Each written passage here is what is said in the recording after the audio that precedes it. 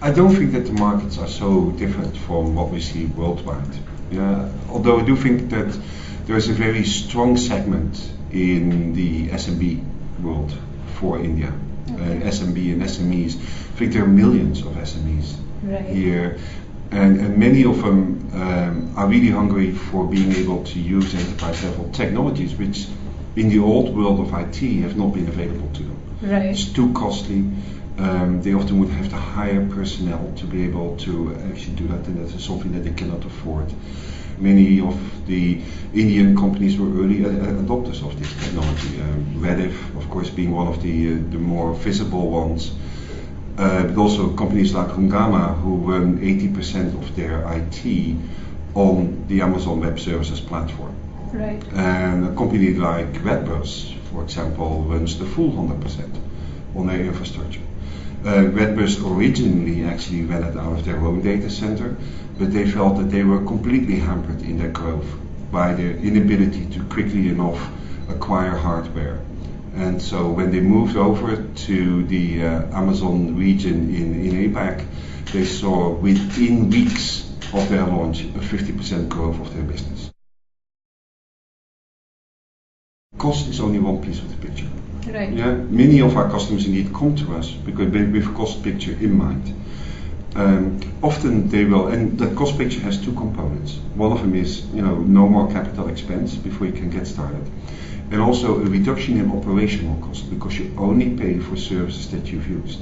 Right. Many enterprises will see in their own data center a traditional utilization of around 15% maybe, Right. which means that 85% of your compute power and your electricity and all is wasted. Right. Yeah? If you only pay for those services, for only those resources that you've actually used, you may see an improvement of 75% or 85% in your cost purely by going to a pay-as-you-go model. Of course, cost is important. Right. But most customers, most enterprise customers certainly will tell you that agility is the main reason why they're in the cloud. Faster time to market, because now suddenly resources are no longer an obstacle for them to go to market. Traditionally, I've seen in enterprises, lead times for acquisition of resources like servers or storage in the order of weeks, if not months. And on the cloud, getting access to resources is in a matter of minutes. We want to remove as many barriers as possible for people entering the cloud. I think if cost at any point, I think we've already been low cost, but I don't think you get lower cost than zero cost. Right. Yeah? And I think there have been a whole range of smaller examples where customers really would like to try out cloud, but just never really got to the point of doing it. Now I think we've removed the last barrier for anyone to just try out the cloud services. And you can have a whole range of examples. That might be someone just having a great idea. He's a student, he doesn't have much money, and he might actually implement the idea and start running that now and not having to make a decision whether he's going to pay for his server or whether he has to pay for his food. Right. Yeah, and so that may already be an example of that. I think there's great innovation to be done just with small resources. If these examples then become really successful, they go above the free tier, but the way that these new applications being developed these days, they will also see revenue at the same time. Right. Yeah?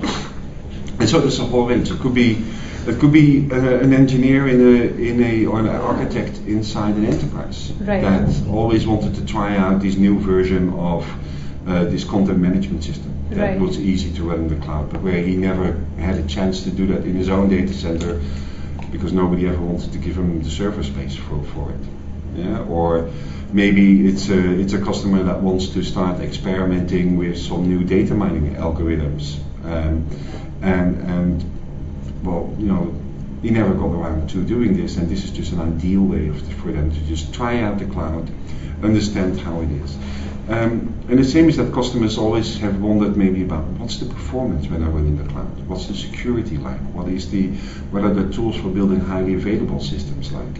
And all of these kind of things they can now start experimenting with and just understanding what the cloud is. I think that's the best way to demystify the cloud is by having as many people start using it. Right. And there's a lot of myths around. People often think, oh, the cloud is not secure, or the cloud is not reliable, or you are completely locked in when you're in the cloud, or when Christmas comes, Amazon will take all your capacity away for you.